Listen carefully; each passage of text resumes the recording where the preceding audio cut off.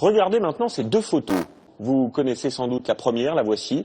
Il s'agit de Diana sur le yacht du milliardaire Al-Fayed, cliché pris par un paparazzi, c'était en 97. Ou celui-ci, 25 ans plus tôt, Jackie Kennedy, dans les rues de New York.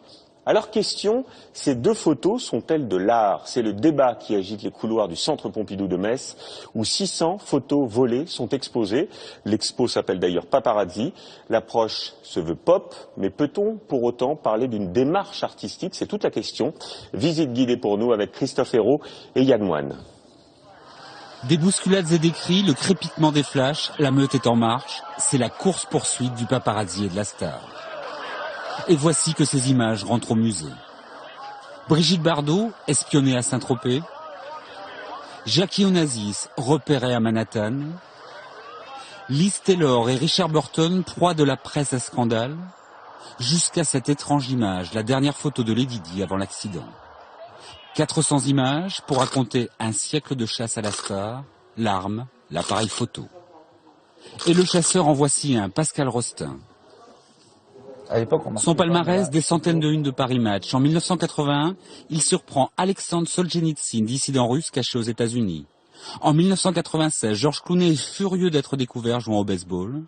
Pour le paparazzi, entrer au musée, c'est un pied de nez.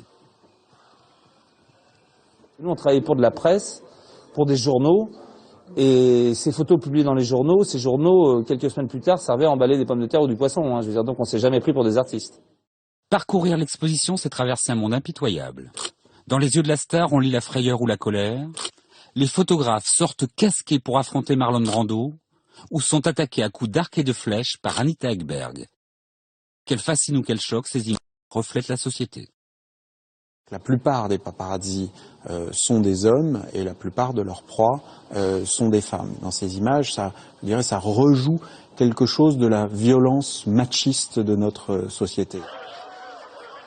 Mais les paparazzis ont créé un style, si bien qu'aujourd'hui, les plus grandes photos de mode ont des airs de photos volées.